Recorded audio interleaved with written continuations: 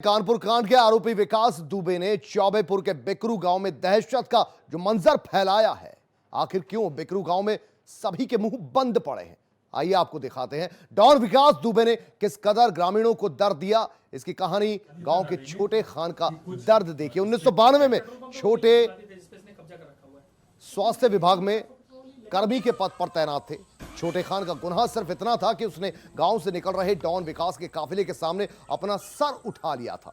इसके बाद डॉन विकास अपने गुर्गों के साथ सुबह तड़के छोटे खान के घर पहुंचा और असलों की धमक के साथ छोटे खान को घर से निकालकर पूरे गांव में चप्पलों से पीटते हुए घुमाया।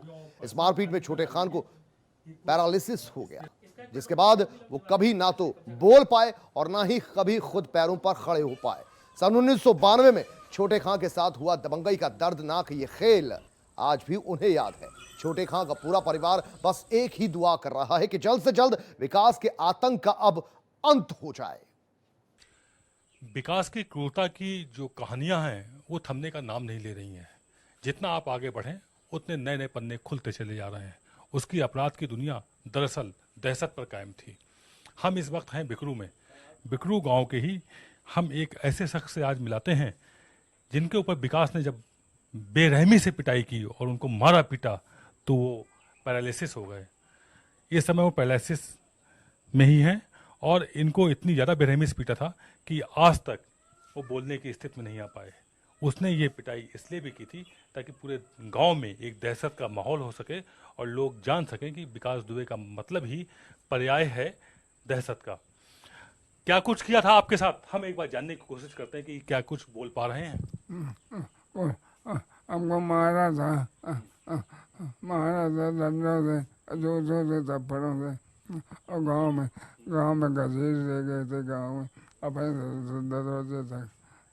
आप कह रहे हैं कि हमको मारा था, डंडों से, जूतों से घसीटा था और पूरे गांव में जुलूस बना करके निकाला था। अपने दहशत को फैलाना चाह रहा था और इनको पूरी तरह से इनके सम्मान को तार-तार करके उसने पूरे गांव में नंगा नाच किया हुआ था। क्या कुछ हुआ था, आप कितने उम्र के रहे हुए? ये उनके बेटे हैं, हम इन्हीं से बात करते हैं। जी, हम करीब उम्र हमारी होगी 13-14 साल की होगी। तो साहब ये सुबह इन्होंने पूरे मकान पर पूरा एक जुलूस, इतना बड़ा जुलूस था कि हम लोग दहशत में आगे समझीने पे क्या ये हमारे घर में करने आ गए। पूरे मकान को घेर लिया और लाठी डंडों से दरवाजे सब तोड़े डाल रहे थे। दरवाजे खोल दो, तुम्हारे घर में बदमाश है। तो पिताजी अंदर दरवाज़ा लगा लिया तो कहा खोल दो नहीं तुमको जान से मार देंगे। पिताजी डर की वजह से खोल नहीं रहे थे, दरवाजे तोड़े डाल रहे थे। पिताजी ने कहा अगर हमारे घर में हाथ जोड़ के हम कह रहे हैं अगर हमारे घर में कोई निकल आए तो हमको तुम गोली से मार देना।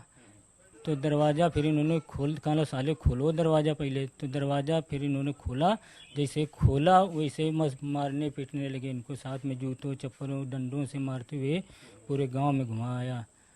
ऐसा क्यों किया इसने? सिर्फ दहशत फैलाने के लिए कि कोई इनसे गलती हो गई थी? नहीं, कोई दुश्मनी नहीं रहा है, कोई ना कुछ रहा है, बस दहशत फैलाने के लिए इसने पूरा किया है काम। ये उसकी दहशत के कुछ बानगी हैं।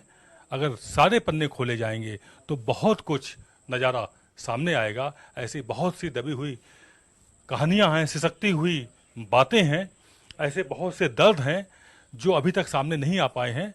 ये एक R9 टीवी ने बहुत कोशिश करने के बाद किसी तरह से इनको राजी किया और आज ये बोलने को तैयार हुए।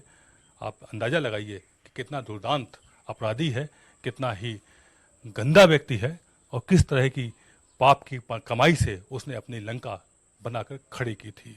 कैमरामैन अमीश मिश्र के साथ आदित्य द्विवेदी, बिकरू, चौबेपुर, कानपुर।